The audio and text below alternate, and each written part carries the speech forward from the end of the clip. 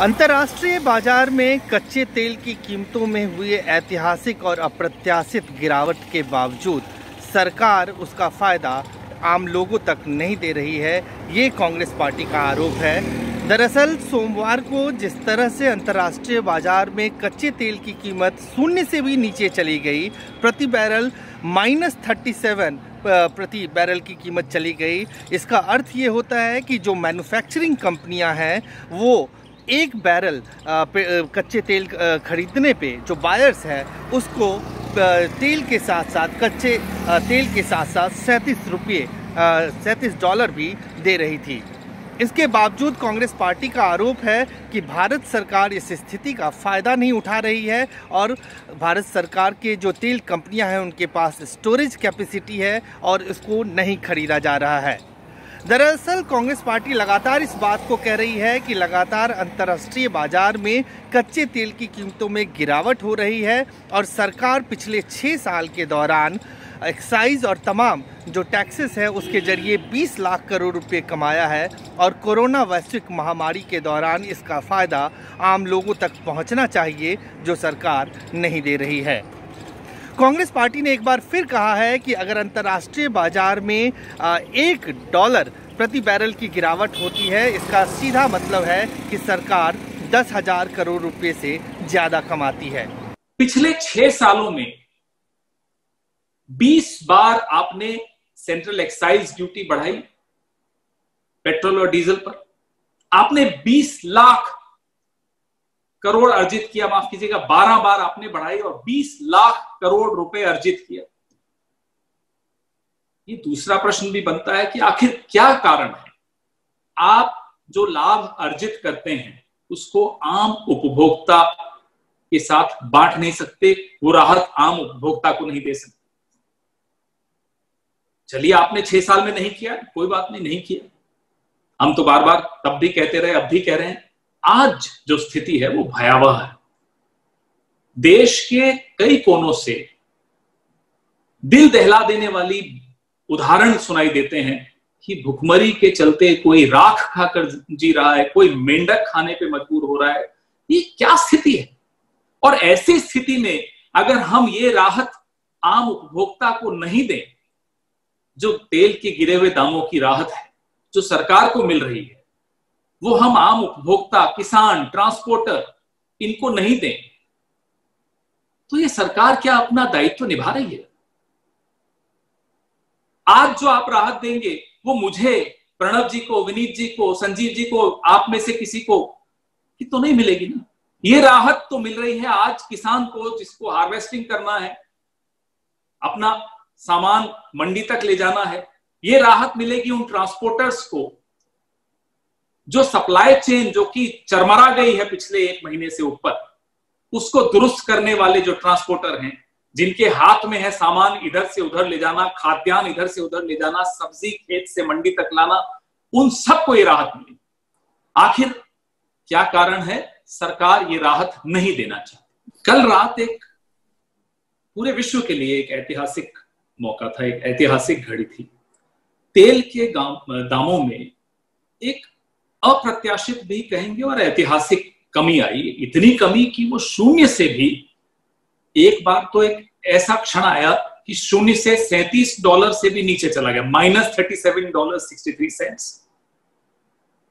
ये ऐतिहासिक है, लेकिन कारण क्या रहा?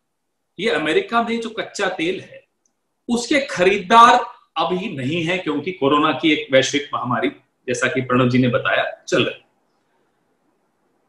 भंडारण क्षमता बेचने वाले के पास कम पड़ गई।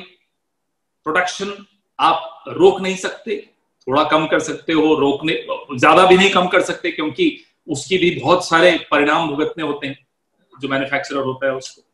तो जब भंडारण क्षमता कम हो गई तो उन्होंने कहा कि आप 1 बैरल तेल लेंगे तो हम आपको साथ में $37 भी दें। ईरान से तेल आयात करने पे जब से रोक लगी, तब से भारत अमेरिका से तेल आयात करने वाला 10वां सबसे बड़ा देश है और विश्व में हम दूसरी श्रेणी पर हैं जो तेल आयात करने के देशों में। हम बहुत तेल आयात करते हैं, हमारे पास भंडारण क्षमता भी है। हमारा ये प्रश्न बनता है कि आखिर क्यों, जब अंतर्राष्ट्रीय मूल्य इतना घट गया है, WTI पे इतना कम रेट है, 0 से नीचे है, हमने इनकार क्यों किया?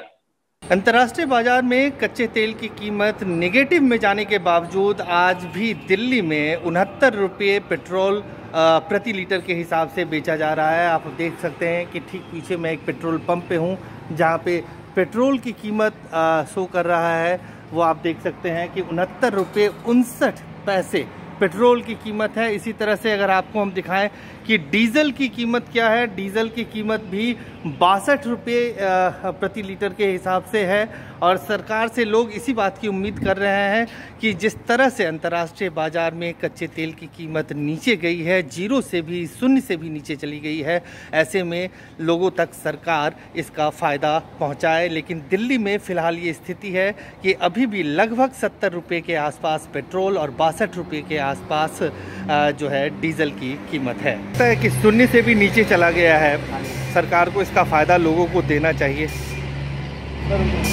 वो तो रेट चला गया, यहाँ तो कम नहीं हो रहा, यहाँ तो हम पूरा पे कर रहे हैं। आज भी 69 रुपये है पेट्रोल की, रेट है पुराने वाला रेट। तो सरकार को इसका फ़ायदा आम लोगों को देना चाहिए। आपको लगता है कि कोरोना का टाइम है, इसमें जितना फ़ायदा लोगों को हो सके वो सरकार की तरफ से मदद हो चाहिए। गवर्नमेंट दे नहीं रही है, सभी स्टाफ पैदल जा रहे हैं, उनको व्हीकल अलाउड नहीं है।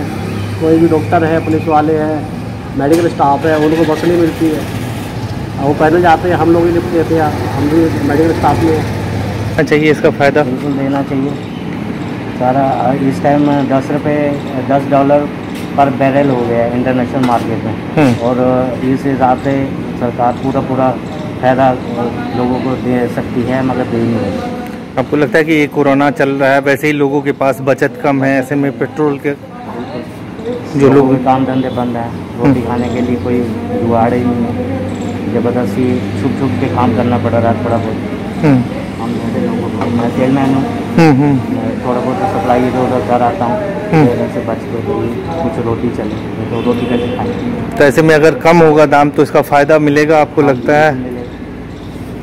सरकार को कम मदद करनी चाहिए लोगों की। क्या है आज तेल की कीमत?